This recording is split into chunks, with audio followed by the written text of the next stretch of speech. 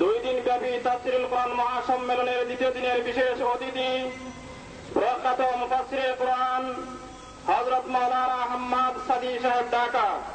হযরত মাওলানা হাম্মাদ সাদী সাহেব ঢাকা হযরতকে ওনার মূল্যবান মহাগ্রন্থ আল কোরআন থেকে তাফসীর পেশ করার জন্য অনুরোধ করছি।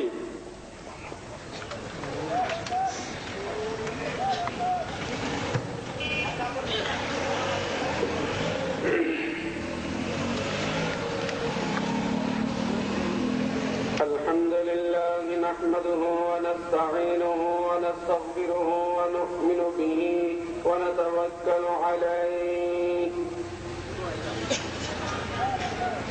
ونعوذ بالله من شرور أنفسنا ومن سيئات أعمالنا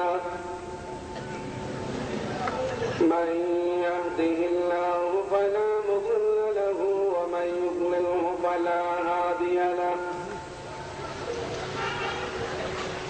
ونشهد أن لا إله إلا الله وحده لا شريك له ونشهد أن سيدنا وسندنا وحبيبنا ومولانا محمد حضرات علماء کرام সম্মানিত সুধীবৃন্দ, উপস্থিত আমার প্রাণ প্রিয় মুসলমান ভাইয়েরা, আল্লাহ সুবহানাহু ওয়া তাআলা অনেক অনেক শুকরিয়া আদায় করছি, যিনি মুফতি মাহমুদ রহমতুল্লাহ আলাইহি তাফসীরুল কোরআন পরিষদ কর্তৃক আয়োজিত 3 দিন ব্যাপী তাফসীরুল কোরআন মহাসম্মেলনের আজ দ্বিতীয় দিনের এই অধিবেশনে আমাদেরকে উপস্থিত হওয়ার সুযোগ দিয়েছেন। এজন্য আসুন মহব্বতের সাথে সকলে শুকরিয়া আদায়ের উদ্দেশ্যে বলি আলহামদুলিল্লাহ। কর্তৃপক্ষের নির্দেশ অনুযায়ী পবিত্র কোরআনে কারীমের 18 পারা থেকে সূরা নূরের 55 নম্বর আয়াতটি আমি আপনাদের সামনে তিলাওয়াত করেছি।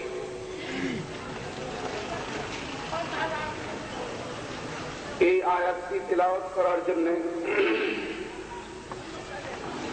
কর্তৃপক্ষের পক্ষ থেকে আমাকে নির্দেশ দেওয়া হয়েছে। আলোচনার বিষয়বস্তু বর্তমান বিশ্ব প্রেক্ষাপট এবং মুসলমানদের করণীয়।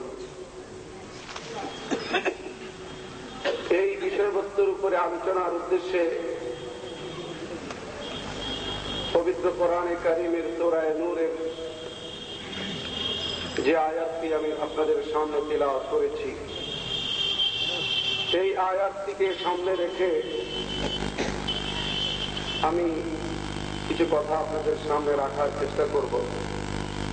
যদি আল্লাহ পাক রব্বুল আলামিন আমাকে তৌফিক দান করে।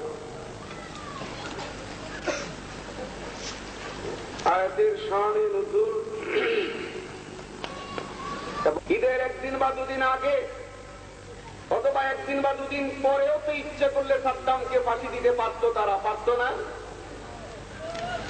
কিন্তু ঈদের একদিন বা দুদিন আগে পরে নয়, মুসলমানদের দুটি জাতীয় উৎসব, তার মধ্যে অন্যতম ঈদুল আজহার দিনে 150 কোটি মানুষকে, 150 কোটি মুসলমানকে কটাক্ষ করে, ক্রিটিসাইজ করে ঈদের মতো পবিত্র আনন্দের দিনে সাদ্দামকে ফাঁসি দিয়ে 150 কোটি মুসলমানদের সাথে তামাশা করা হয়েছে।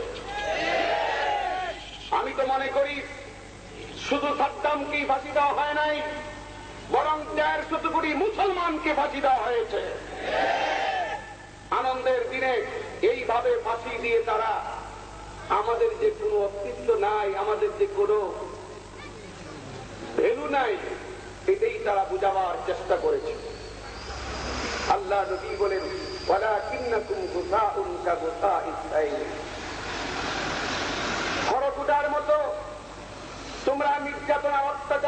যাবে। ওয়ালা ইয়ানজিআন্নাল্লাহু মিন সুদুরি আদুব্বিকুমুল মুহাবাতা মিনকুম, তোমাদের মুসলমানদের যে একটা থাপট আর ভয় ভীতি ছিল কাফের মুশরিকদের অন্তরে, সেই ভয় করে দিবেন, তুলে দিবেন। মুসলমানরা 150 কোটি হোক, তারা আর ভয় করবে।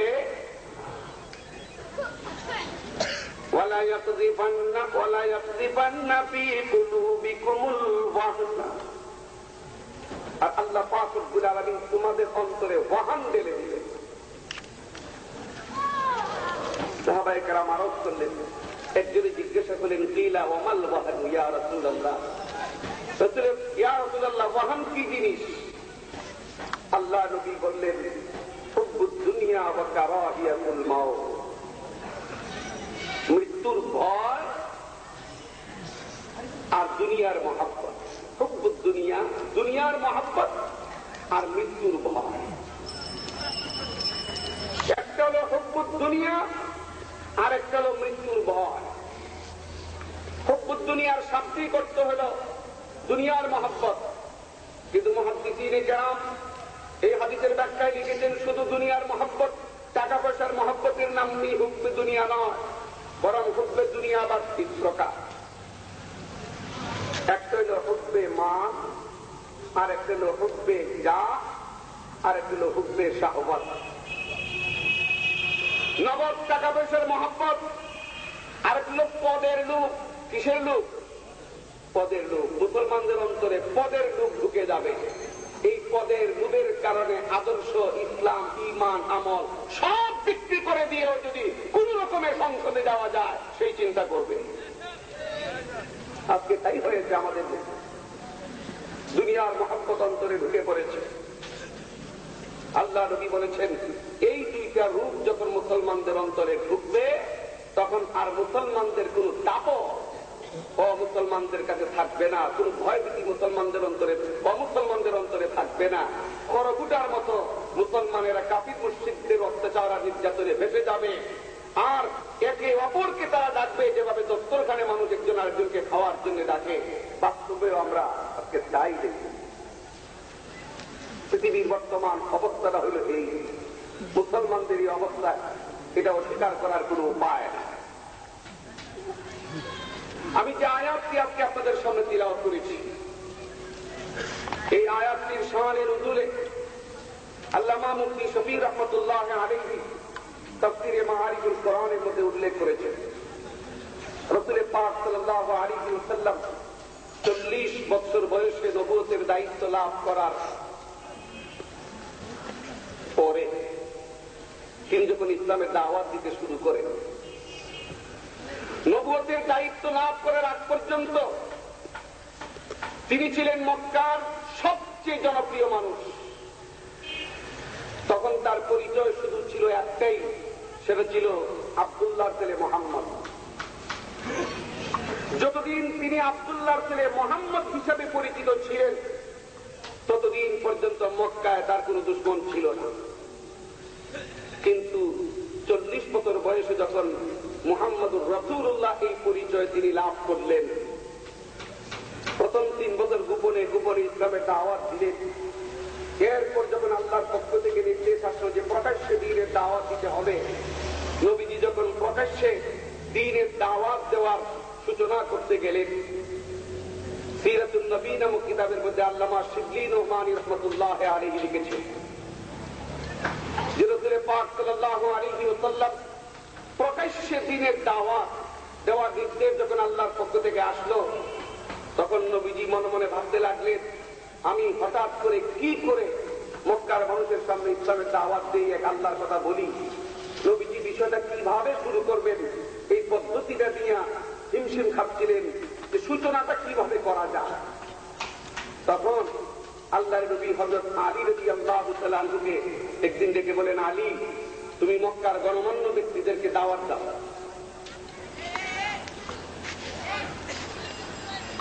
একটা জিয়াফতের আয়োজন করো, আর এই জিয়াফতের ব্যবস্থা করার জন্য নবীজি হযরত আলীকে অর্ডার দিলেন, আলী, কিছু মধু আর বকরির একটা রান আর 2 কেজি আটা একটু ব্যবস্থা করো। আটা হইল 2 কেজি, আর বকরির একটা রান, আর সামান্য একটু মধু আয়োজন করতে বললেন হযরত আলীকে আল্লাহ নবী। হযরতে আলী 2 কেজি আটা, বকরির একটা রান আর সামান্য কিছু মধুর ব্যবস্থা করলেন, আর মক্কাবাসী সমস্ত গণমান্য ব্যক্তিদেরকে দাওয়াত দিলেন। আবু জেহেল, আবু লাহাব তারা সবাই ছিল। নির্দিষ্ট তারিখে নবীজির বাড়িতে মেহমান আসলো প্রায় 40 জন। এই 40 জন লোকের মেহমানদারি করার জন্য আয়োজন হলো মাত্র বকরির একটা রান আর 2 কেজি আটা আর সামান্য মধু। আমাদের মধ্যে তেমন অনেক লোক আছে 2 কেজি আটা রুটি খাইতে কোনো সমস্যা হবে না, কি বলেন ঠিক না? আমরাই যদি একজনে 2 কেজির আটা রুটি খেয়ে ফেলতে পারি, তাহলে আরব দেশের মানুষ তো খাবার বেলায় তারা আমাদের চেয়ে আরো বেশি উস্তাদ। তারা খাওয়ার ব্যাপারে খুব পারদর্শী, এমন পারদর্শী নফাতুল ইয়ামান নামক একটা কিতাবের মধ্যে আমি পড়েছিলাম ছাত্র জীবনে, যে এক ইহুদি গেল এক লোকের বাড়িতে মেহমান হলো গিয়ে। তো ওই বাড়িওয়ালা যখন ইহুদিকে মেহমান হিসেবে পেল, ইহুদিকে বলল, আপনি বসেন, দেখি আমার ঘরের ভিতরে কি আয়োজন হয়েছে মেহমানদারি করার মতো। ভিতরে গিয়া দেখলো যে 10টা রুটি, তার স্ত্রী ভাবছে 10টা রুটি। তো স্ত্রীর কাছে বলে সেই 10টা রুটি নিয়ে আসলো ইহুদির সামনে। ইহুদির সামনে 10টা রুটি রেখে বললো, ঠিক আছে, শুধু রুটি তো আর খাওয়া যাবে না, আমি ভিতরে গিয়ে দেখি কোন তরকারি বা ডাল আছে কিনা। তো ভিতরে গিয়ে দেখো ডাল আছে, ডাল নিয়ে আসলো। ডাল এনে যখন ইহুদির সামনে গেল, দেখে 10টা রুটি শেষ। বললো, হ্যাঁ 10টা রুটি শেষ, তো ঠিক আছে, ডাল থাকুক, দেখি আরো রুটি আছে কিনা। ভিতরে গেল, আবার রুটির জন্য গিয়া 10টা রুটি আনলো, আইনে দেখে ডাল শেষ। এবার রুটি 10টা রাইকে বললো, ঠিক আছে, গিয়া দেখি আর কিছু ডাল আছে কিনা। ডাল আনতে গিয়া ডাল আইনে দেখে রুটি শেষ। এইভাবে 10টা করে রুটি 10 বার আনলো, 10 পেয়ালা ডাল আনলো 10 বার, কিন্তু রুটি আর ডাইলের সাথে সাক্ষাৎ করাইতে পারলো না। যখন শেষ খাওয়া দাওয়া, এই লোকের বাড়িতে আর কোন ব্যবস্থা নাই, তখন সেই ইহুদিরে ওই বাড়িওয়ালা জিজ্ঞাসা করলো, ভাই তুমি যাবে কোথায়, তোমার গন্তব্যস্থল কোথায়, কোথায় যাওয়ার জন্য তুমি বের হয়েছ? তখন সেই ইহুদি জবাব দিল, আমি যাব ওই গ্রামে, শুনেছি ওখানে নাকি একজন ভালো ডাক্তার আছে, ওই ডাক্তারের কাছে যাব। বাড়িওয়ালা জিজ্ঞাসা করলো, ভাই তোমার রোগটা কি? ইহুদি জবাব দিল, আমার রোগ হইল খাইলে হজম হয় না। খাইলে হজম হয় না। খাইলে যার হজম হয় না, সে 100টা রুটি খাইয়া শেষ করে ফেলছে। যদি তার হজম হয় তাহলে কয়টা খাইব? যাই হোক, আরব দেশের মানুষ খাওয়ার ব্যাপারে বড় উৎসাহ। সেই ধরনের 40 জন মানুষ নবীজির বাড়িতে উপস্থিত। ব্যবস্থা মাত্র একটা, বকরির রান, 2 কেজি আটা আর সামান্য মধু। নবীজির ইচ্ছা হলো এদেরকে সমবেত করে, একত্রিত করে তিনি তাদের সকলের সামনে দ্বীনের দাওয়াত সূচনা করবেন, উদ্বোধন করবেন। এই আয়োজন দেখে আবু লাহাব বুক ক্রুঞ্চিত করতে লাগলো, কপাল কুঁচ করতে লাগলো, এই আয়োজন যে আমাদের মেহমানদারি। কিন্তু আল্লাহ নবী হযরত আলী রাদিয়াল্লাহু তাআলা আনহুকে বলেন, আলী রে, আল্লাহর নাম নিয়ে দেওয়া শুরু করো। হযরতে আলী আল্লাহর নাম নিয়ে দেওয়া শুরু করলেন, প্রত্যেকের সামনে দিলেন। আলীর মাধ্যমে আল্লাহ নবী সবাইকে জানাইয়া দিলেন, কেউ যেন কম না খায়, সবাই যেন পেট ভরে খায়। শেষ পর্যন্ত সবাই পেট ভরে খেলেন। খাওয়ার পরে আল্লাহর নবী শুধুমাত্র দ্বীনের দাওয়াতের কথা বলবেন। এমন সময় আবু লাহাব দাঁড়িয়ে সবাইকে লক্ষ্য করে বলল, ও মক্কাবাসী, দেখো আজকে মুহাম্মদ সাল্লাল্লাহু আলাইহি সাল্লাম কি জাদু আমাদেরকে প্রদর্শন করেছে। সামান্য একটু মধু আর একটা বকরির রান, 2 কেজি আটা দিয়ে 40 জন মানুষকে আমাদের পেট ভরে খাওয়াই দিয়েছে। প্রত্যেকেরই পেট ভরে গেছে, অথচ তার আটা ঠিকই রয়েছে। প্রত্যেকে আমরা পেট ভরে খেয়েছি, অথচ বকরির রান ঠিকই রয়েছে। প্রত্যেকে আমরা পেট ভরে খেয়েছি, অথচ মধু যা এনেছিল তাই রয়েছে। মুহাম্মদ সাল্লাল্লাহু আলাইহি ওয়াসাল্লাম এই খাদ্যের মধ্যে এমন জাদু করেছে কোনদিন এত এইরকম জাদু দেখি নাই। দিল বাঞ্চাল করে নবীজি দাওয়াতের কথা বলতেছিলেন, এই পরিবেশ দিল নষ্ট করে। দ্বিতীয় দিন আল্লাহ নবী আবার একই আয়োজন করলে, সেই দিনও আবু লাহাব পরিবেশ নষ্ট করে দিল, নবীজিকে কোনো কথা বলতে দিল না। তৃতীয় দিন আল্লাহ নবী আর দাওয়াতের আয়োজন না করে তিনি চলে গেলেন সাফা পাহাড়। তখনকার সময় নিয়ম ছিল, কেউ যদি হঠাৎ করে কোনো বিপদে পড়ত, উঁচু জায়গায় দাঁড়িয়ে তখন তারা রুমাল নাড়তে চেষ্টা করত। দূর দূরান্তের লোকজন এই দৃশ্য দেখলে তারা বুঝতে পারত লোকটা বিপদে পড়েছে, তাকে সাহায্য করা দরকার। আল্লাহ নবী ওইভাবে সাফা পাহাড়ে গিয়ে তিনি রুমাল নাড়তে লাগলেন বাতাসের মধ্যে। দূর দূরান্তের লোকজন যখন দেখলো আল্লাহ আমির মুহাম্মদ সাল্লাল্লাহু আলাইহি ওয়াসাল্লাম তিনি এইভাবে রুমাল নাড়তেছেন, তারা মনে করলো তিনি মারাত্মক বিপদে পড়েছেন, সাহায্য করা দরকার। যে যেদিক থেকে দেখলো সবাই সাহায্যের জন্য দৌড়ে আসলো, সাফা পাহাড়ের পাদুতে যে সমবেত হলো। জিজ্ঞাসা করলো, ইয়া মুহাম্মদ লিমা জামাআতানা, মুহাম্মদ সাল্লাল্লাহু আলাইহি ওয়াসাল্লাম কেন তুমি আমাদেরকে একত্রিত করেছো? লিমা দাওয়াতানা, কেন তুমি আমাদেরকে ডেকেছো? লিমা দাওয়াতানা, কেন আমাদেরকে ডাকলে? তখন আল্লাহ নবী বললেন, ও মক্কাবাসী, তোমাদেরকে কেন ডেকেছি সেটা পরে বলবো, এর আগে আমার সম্পর্কে তোমাদের কাছ থেকে একটা মন্তব্য জানতে চাই। দীর্ঘ 40 বছর তোমাদের মধ্যে আমার জীবন কেটেছে, তোমরা বলো এই 40 বছরের ভিতরে আমাকে কেমন পেয়েছ, আমার আচরণ কেমন, চরিত্র কেমন, আমি মানুষটা কেমন? আগে এই কথাটা আমি তোমাদের কাছে জানতে চাই। তখন একজন নয়, দুইজন নয়, সবাই সমস্বরে একসাথে তখন জবাব দিল, মা জাররাতুনা আলাইকা কিসবা, ও মুহাম্মদ, এই 40 বছর বয়সে আমরা তোমাকে একটা মিথ্যা কথা কোনদিন বলতে শুনি নাই। তুমি এমন সত্যবাদী, এমন সৎ মহৎ, একটা মিথ্যা কোনদিন তুমি আমাদের সামনে বলো নাই। আল্লাহ নবী বলেন, আমার সম্পর্কে যদি তোমাদের ধারণা এরকমই হয়ে থাকে যে আমি 40 বছরের ভিতরে একটা মিথ্যাও বলি নাই, তাহলে আজকে যদি আমি এই মুহূর্তে বলি এই পাহাড়ের অপর প্রান্তে তোমাদের বিরুদ্ধে একদল দুশমন মারাত্মক অস্ত্রে শস্ত্রে সজ্জিত হয়ে তোমাদের উপর আক্রমণের অপেক্ষায় বসে আছে, যে কোনো মুহূর্তে তোমাদের উপর আক্রমণ করতে পারে, এইরকম একটি সুসংবাদ যদি আমি তোমাদেরকে দিই, তোমরা বিশ্বাস করবে কি না?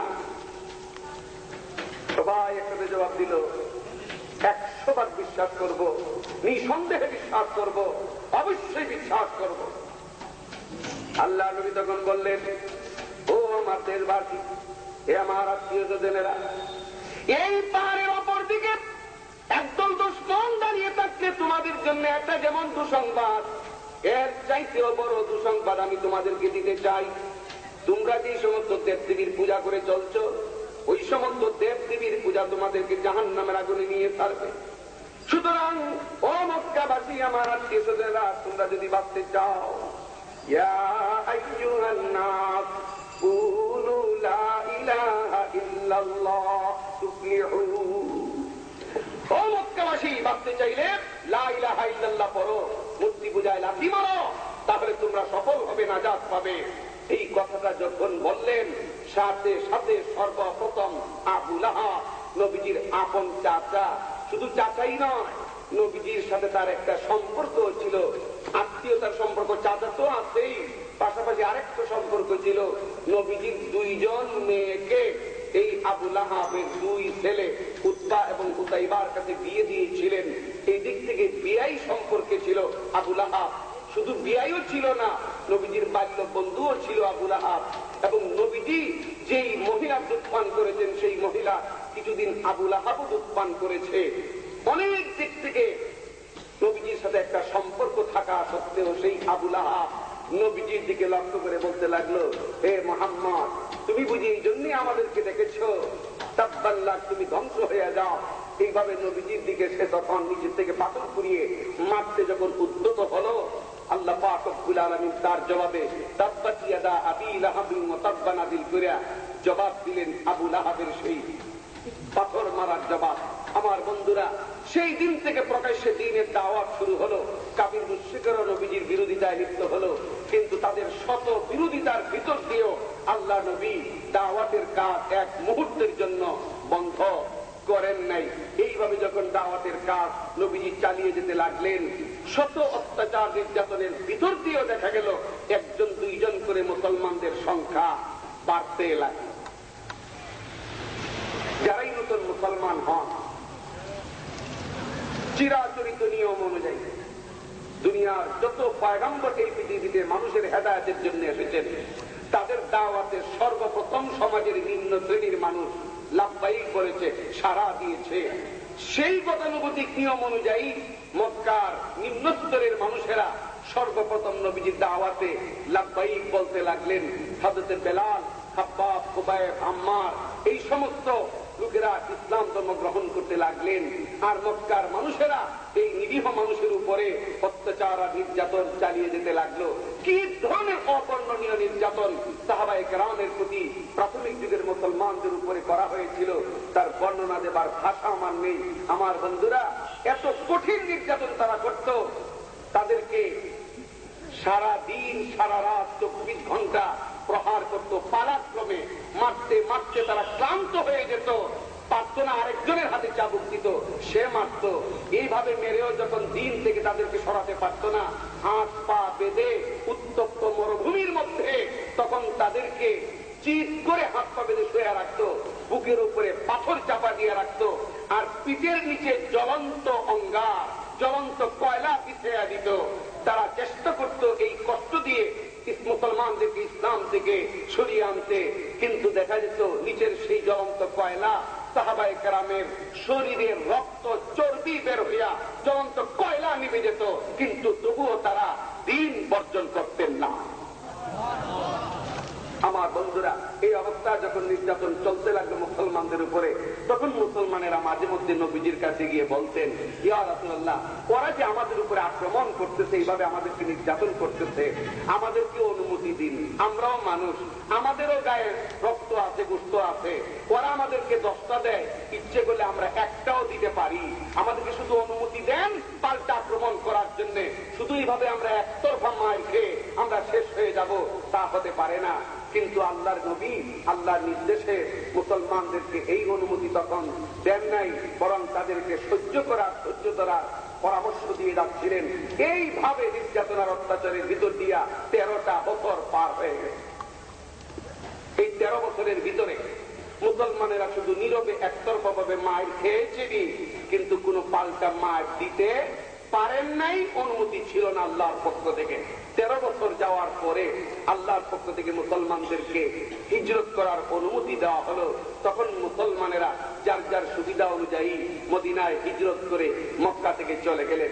হিজরত করে যখন মক্কা থেকে মুসলমানেরা যাচ্ছিলেন, তাদের একটা বুক ভরা আশা ছিল যে অন্তত মদিনায় গেলে এই ধরনের নির্যাতন আর আমাদেরকে ভোগ করতে হবে না, আর আমরা স্বাধীনভাবে ইসলামের অনুশাসন মেনে চলতে পারবো, আমরা দ্বীনের কাজ করতে পারবো, আমরা ধর্মীয় অনুশাসন মেনে জীবনযাপন করতে পারবো। এইরকম একটা আশা নিয়েই তারা বাড়ি ঘর ছেড়ে, পৈতৃক ভিটা বাড়ি সবকিছু বিসর্জন দিয়ে, জন্মভূমি ছেড়ে দিয়ে তারা মদিনায় পাড়ি জমিয়েছিলেন, শুধু এই আশায় যে আমরা ঈমানটা রক্ষা করব। মদিনায় যখন গেলেন, আগে তো ছিল শুধু মক্কার কাফির মুশরিকরা ইসলামের দুশমন, কিন্তু মদিনায় যাওয়ার পরে দেখা গেল শুধু মক্কার কাফির মুশরিকেরা নয়, তখন মদিনার আশেপাশে যত ইহুদি খ্রিস্টান ছিল সবাই হয়ে গেল মুসলমানদের দুশমন। আগে ছিল দুশমনদের সংখ্যা সীমিত, এখন হয়ে গেল আরো ব্যাপক, এখন চতুর্দিকে ইসলামের দুশমন। আমার বন্ধুরা, অবস্থাটা আরো এত শোচনীয় পর্যায়ে চলে গেল। আল্লামা ইমাম কুরতুবী রাহমাতুল্লাহ আলাইহি লিখেছেন যে মুসলমানদের তখন অবস্থাটা এরকম ছিল, রাত দিন 24 ঘন্টায় অস্ত্র ছাড়া এক মুহূর্ত তাদের কাটাইবার কোনো সুযোগ ছিল না। এমনকি নামাজের দাঁড়াবার সময়ও তারা অস্ত্র সামনে রেখে দাঁড়াতেন। এই যে আজকের মসজিদগুলোতে মেহরাবের যে আমরা ব্যবস্থা রেখেছি, মেহরাব, যে মেহরাবে দাঁড়াইয়া ইমাম সাহেব নামাজের ইমামতি করেন, এই মেহরাবের মধ্যে আমরা রাখি রেহাল, আমরা রাখি কোরআন শরীফ, অনেক সময় জুতাও রাখি, অনেক সময় মিম্বরই মেহরাবের ভিতরে ঢুকে রাখি। বাস্তবে মেহরাবের আবির্ভাব কিন্তু হয় তখন অস্ত্র রাখার জন্য। এই জন্য মেহরাব শব্দটার অর্থ হইল অস্ত্রাঘাত, অস্ত্রের রাখার জায়গা। এই অবস্থায় সেই মেহরাব বানিয়ে সাহাবায়ে কেরাম মুসলমানেরা ওইখানে অস্ত্র রাখতেন, এই আশঙ্কায় যদি নামাজের ভিতরে আমাদের উপরে কোন আক্রমণ আসে, অস্ত্রের জন্য যেন বাড়িতে যেতে না হয়, এখান থেকে যেন অস্ত্র নিয়ে আমরা ওদের মোকাবেলা করতে পারি। এই জন্য এই অবস্থার সৃষ্টি হলো তখন মুসলমানদের মধ্যে। জেহাদের বিধান আসলো, একটার পর একটা জেহাদ চলল। মুসলমানেরা একটা জেহাদ থেকে বাড়িতে এসে শরীর থেকে অস্ত্রের যুদ্ধের পোশাক তুলতে পারেন না, আরেকটা যুদ্ধের ডাক চলে আসে। এক যুদ্ধে আঘাতপ্রাপ্ত হয়ে ফিরে আসেন মদিনায়, সেই আঘাত যখন শুকাইতে পারে নাই, আরেকটা জেহাদের ডাক চলে আসে। এই অবস্থা যখন চলতে লাগলো, তখন কিছু সংখ্যক মুসলমান দলবদ্ধ হয়ে সমবেত হয়ে নবীজির কাছে গেলেন, গিয়ে বলেন, ইয়া রাসূলুল্লাহ, আমরা তো মক্কা থেকে হিজরত করে এসেছিলাম মদিনায় এই আশায় যে এখানে আসলে স্বাধীনভাবে আমরা ধর্মকর্ম পালন করতে পারবো, ইসলামের কাজ আমরা করতে পারবো। কিন্তু মদিনায় আসার পরে তো অবস্থা দেখলাম আরো শোচনীয় হয়ে গেছে। আমাদের অবস্থা এখন এমন পর্যায়ে চলে গেছে, অস্ত্র ছাড়া আমরা নামাজও পড়তে পারি না। তাহলে আমাদের জীবনে কি কখনো নিরাপত্তা আমরা পাবো না? আমরা কি দুশ্চিন্তা মুক্ত হয়ে ধর্মকর্ম পালন করতে পারবো না? স্বাধীনভাবে কি আমরা ইসলামের কাজ করতে পারবো না? আমরা কি এই অবস্থা থেকে কোনোদিন মুক্তি পাবো না? এইরকম একটা প্রশ্ন সাহাবায়ে কেরাম আল্লাহর নবীর কাছে রাখলেন। যখন সাহাবায়ে কেরাম নবীর কাছে এই প্রশ্ন রাখলেন, জবাব আসলো আল্লাহর পক্ষ থেকে। তখন এই আয়াতগুলো নাযিল হয়। সূরা নূরের 55 নম্বর আয়াত নাযিল করে দিয়া সাহাবায়ে কেরামের এই প্রশ্নের জবাব আল্লাহ পাক রব্বুল আলামিন দেন। ওয়াহাদাল্লাহু আল্লাযীনা আমানু মিনকুম ওয়া আমিলুস সালিহাতি লায়াস্তাখলিফান্নাহুম ফিল আরদ কামা ইসতাখলাফাল্লাযীনা মিন ক্বাবলিহিম وَلَيُمَكِّنَنَّ لَهُمْ دِينَهُمُ الَّذِي ارْتَضَىٰ لَهُمْ وَلَيُبَدِّلَنَّهُم مِّن بَعْدِ خَوْفِهِمْ أَمْنًا يَعْبُدُونَنِي لَا يُشْرِكُونَ بِي شَيْئًا وَمَن كَفَرَ بَعْدَ ذَلِكَ فَأُولَٰئِكَ هُمُ الْفَاسِقُونَ। আল্লাহর পক্ষ থেকে এই আয়াত আছে। মুসলমানদের সেই প্রশ্নের জবাবে আল্লাহ পাক রব্বুল আলামিন বলেন, আল্লাহ ঈমানদার এবং যারা নেক আমল করে তাদের সাথে ওয়াদা করতেছেন। কে ওয়াদা করতেছেন? আল্লাহ। কাদের সাথে? ওয়াহাদাল্লাহু আল্লাযীনা আমানু মিনকুম, তোমাদের মধ্যে যারা ঈমান এনেছে, ওয়া আমিলুস সালিহাতি, যারা নেক আমল করেছে। সবার সাথে কিন্তু পাইকারি বা ওয়াদা নয়। এক নম্বরে বুঝার বিষয় হলো ওয়াদা করতেছেন কে? কে করতেছেন? আল্লাহ। ওয়াদা পূরণ করার ক্ষমতা আল্লাহর আছে না নাই? আল্লাহ কি কোনো ব্যাপারে সক্ষম না সর্ব ব্যাপারে সক্ষম? সারা দুনিয়ার সমস্ত মুসলমানদেরকে নিরাপত্তা দেবার শক্তি আল্লাহর আছে না নাই? আল্লাহ যদি চান এই মুহূর্তে গোটা পৃথিবীতে ইসলাম প্রতিষ্ঠিত করে দিবেন, তাহলে সেই শক্তি আল্লাহর আছে না নাই? এই দিন আল্লাহ ওয়াদা করতেছেন, কিন্তু সবার সাথে না। যারা সত্যিকারের ঈমানদার, সাথে সাথে নেক আমল করে। শুধু এই আয়াতই নয়, আরো অন্যান্য বহু আয়াতের মধ্যে আল্লাহ পাক রব্বুল আলামিন বলেছেন। এক আয়াতের মধ্যে বলেছেন, ওয়ালা তাহিনু ওয়ালা তাহজানু ওয়া আনতুমুল আ'লাউনা ইন কুনতুম মুমিনিন, তোমরা হতাশ হইও না, তোমরা ঘাবড়াইও না, তোমরাই বিজয়ী হবে যদি তোমরা সত্যিকারের মুমিন হও। তাহলে বোঝা গেল আজকের পৃথিবীতে যে মুসলমানেরা এইভাবে মার খাচ্ছি আমরা, কত করুণ ব্যাপার। আমার বন্ধুরা, সারা পৃথিবীতে 150 কোটি মুসলমান, অথচ মায়ের খাইতেছি জাতের হাতে, ইহুদিদের হাতে। এই পৃথিবীতে ইহুদিদের সংখ্যা মাত্র 1,45,00,000। ইহুদিরা 1,45,00,000 আর মুসলমানেরা হল 150 কোটি। এই জন্য আমাদের এই সিলেটের কৃতি সন্তান আমার উস্তাদ জাতীয় মসজিদ বায়তুল মুকাররমের খতিব আল্লামা উবাইদুল হক সাহেব দামাত বারাকাতুহুম আজ থেকে কয়েক বছর পূর্বে এই জোট সরকার ক্ষমতায় আসার পরই তখন ইরাকের উপর এই আমেরিকা আক্রমণ করেছিল। সেই অবস্থায় এই আল্লামা উবাইদুল হক রহমতুল্লাহ দামাত বারাকাতুহুম ঈদগাহের মধ্যে শাহী ঈদগাহ মন্ত্রী মিনিস্টারের সামনে প্রেসিডেন্টের সামনে বীর সিংহের মতো বলেছেন যে সারা পৃথিবীর মুসলমানেরা যদি আজকে এক হইয়া আমেরিকার দিকে যদি থুতু নিক্ষেপ করে তাহলে মুসলমানদের থুতুর বন্যায় আমেরিকা বেঁচে যাবে।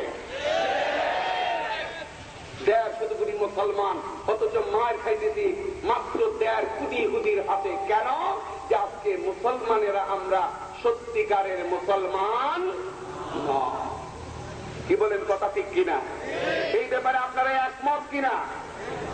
আমার বন্ধুরা, হয়তো অনেকের মনে প্রশ্ন জাগতে পারে আমাদের মুসলমান, আমরা যে মুসলমান নই অভাবটা আমাদের কোথায়? আমরা তো মাশাআল্লাহ এইরকম বিশাল তাফসীরুল কুরআন মাহফিলের আয়োজন করি, ওয়াজ মাহফিলের আয়োজন করি, মাদ্রাসা মসজিদে চাঁদা দেই, কুরবানির সময় কুরবানি দেই, ঈদের নামাজে শরীক হই, জানাজার নামাজ পড়ি। আমরা মুসলমান নই কেমনে? এটা হয়তো আমাদের গুটি কতেক মুসলমানের কথা আমরা বললাম, কিন্তু সমাজে এমন এমন মুসলমান রয়েছে ইসলামের সাথে যাদের আদৌ কোনো সম্পর্ক নাই। বলেন আছে না নাই? এই ব্যাপারে আমি আল্লামা উমর পালনপুরি রহমতুল্লাহ আলাইহির একটি বয়ানের থেকে আপনাদের সামনে একটু উদ্ধৃতি শোনাই। হযরত উমর পালনপুরি রহমতুল্লাহ আলাইহি বিশ্ব মুবাল্লিগ তাবলীগ জামাতের একজন কিংবদন্তি মুরব্বী ছিলেন। দারুল উলুম দেওবন্দের তিনি একজন কৃতি সন্তান ছিলেন, কৃতি ছাত্র ছিলেন এবং একজন বুজুর্গ আলেম ছিলেন। আপনারা যারা টঙ্গী বিশ্ব ইজতেমায় গিয়েছেন অবশ্যই তার বয়ান শুনে আপনারা মুগ্ধ হয়েছেন। এখন তিনি দুনিয়ায় নাই, আল্লাহ তাকে জান্নাতুল ফিরদাউস নসিব করুক, আমিন।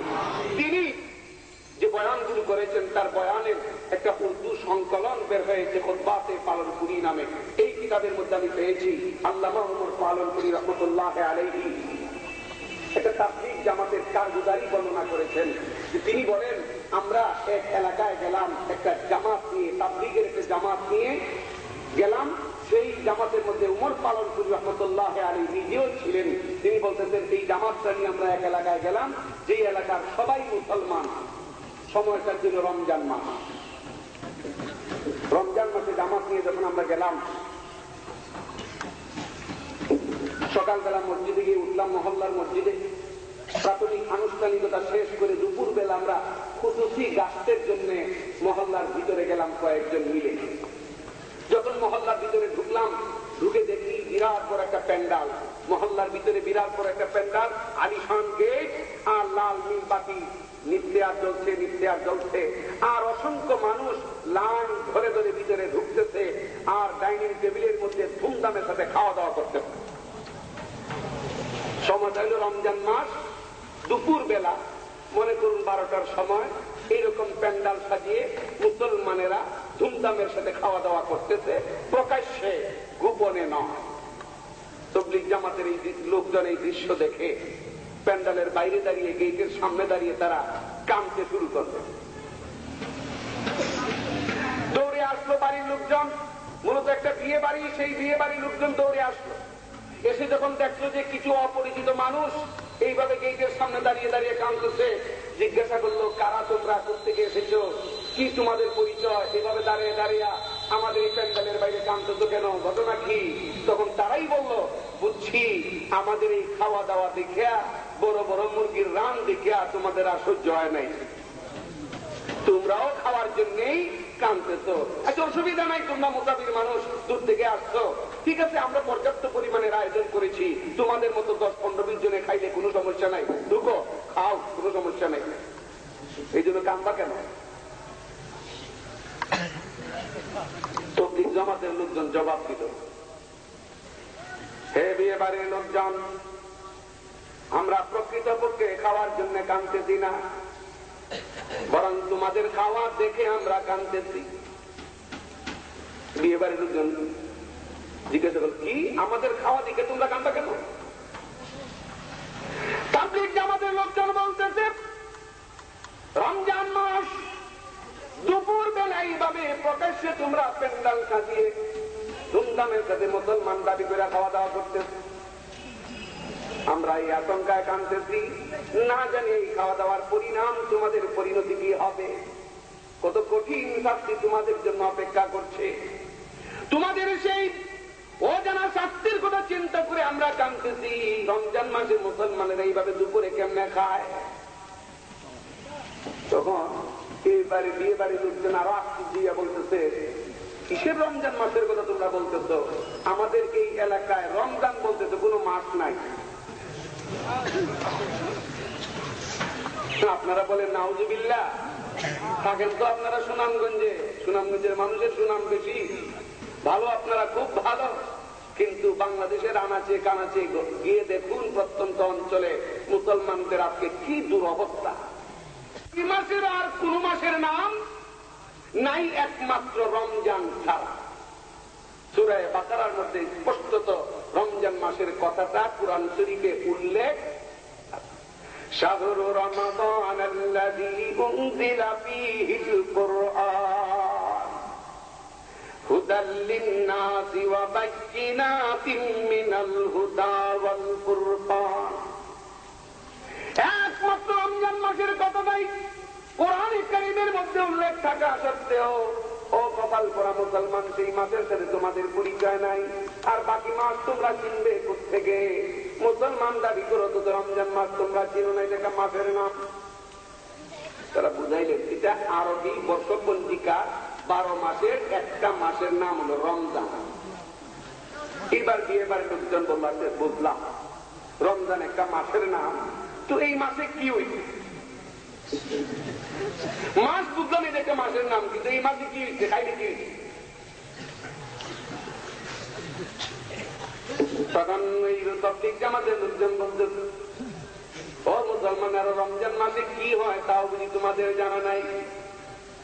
স্বয়ং আল্লাহ বলেছেন, ফামান শাহিদা মিনকুমুশ শাহরা ফালইয়াসুমহু। যারা এই রমজান মাস পাবে, প্রাপ্তবয়স্ক নর নারী মুসলমান সকলের জন্য রোজা রাখা ফরজ। রোজা রাখা ফরজ। তারা আবার প্রশ্ন করলো, রোজা আবার রাখে কেমনে? রোজা বলে রাখে কেমনে, কোথায় রাখে? তাবলীগ জামাতের লোকজন বুঝাইলেন, রোজা রাখে কেমনে? সুবহ সাদেক থেকে নিয়ে সূর্যাস্ত পর্যন্ত সকল প্রকার পানাহার যৌন সম্ভোগ থেকে বিরত থাকার নাম রোজা।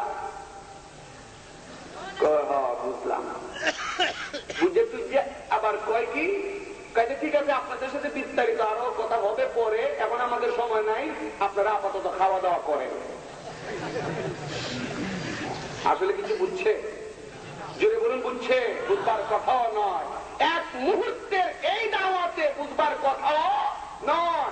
এই জন্য তবলিগ জামাতের লোকজন বললেন, ভাইরা তোমরা এই এক মুহূর্তের দাওয়াতে আসলেই কিছু বুঝবা না, যেখানে রমজান মাসই চিনো না, রমজান মাসে রোজা রাখতে হয় জানো না, আর রোজা কেমনে রাখতে হয় তাও জানো না। এক মুহূর্তের দাওয়াতে তোমাদের বুঝে আসবার কথাও নয়। এই জন্য এই মুহূর্তে আমরা চলে যাচ্ছি, তোমরা আমাদের সাথে ওয়াদা করো, বিকাল বেলা তোমাদের আয়োজন শেষ করে কিছুক্ষণ সময় আমাদের সাথে থাকবে, আমাদের সাথে বসবে, আমাদের কথা শুনবে, আমরা তোমাদেরকে বুঝিয়ে দেব রমজান মাস কি, রোজা কেমনে রাখতে হয়, মুসলমানদের জন্য রোজা রাখা কি, এগুলো আমরা তোমাদেরকে পার্ট বাই পার্ট ধীরে ধীরে তোমাদেরকে বুঝাইবার চেষ্টা করব। তোমরা যদি আমাদের সাথে এই ওয়াদাটা করতে পারো, আমরা সন্তুষ্ট চিত্তে এখান থেকে চলে যাব। আমার বন্ধুরা, শেষ পর্যন্ত বিয়ে বাড়ির লোকজন এই ওয়াদা করলো, তবলিগ জামাতের লোকজন চলে গেলেন মসজিদে। বিকাল বেলা তারা গেল তবলিগ জামাতের লোকজনের কাছে, গিয়ে সেখানে বসলো, একটু সময় দিল। সময় দেওয়ার পরে যখন তারা পার্ট বাই পার্ট, আপনারা তবলিগ জামাতের লোকদের সাথে কোনোদিন বসেন নাই? আচ্ছা বইসে আপনারা বলুন তো, সাক্ষী দিন, আপনারা কোনদিন দেখেছেন তাবলীগ জামাতের লোকজন কারো বদনাম করতে, কারো গীবত করতে? এই দেশের ক্ষমতা কেমনে দখল করা যায়, অমুক নেতাকে হটাইয়া অমুক নেত্রীকে কেমনে বসানো যায়, এই ধরনের কোন ফিকির তাবলীগ জামাতের লোকদের মধ্যে আপনারা পাইছেন?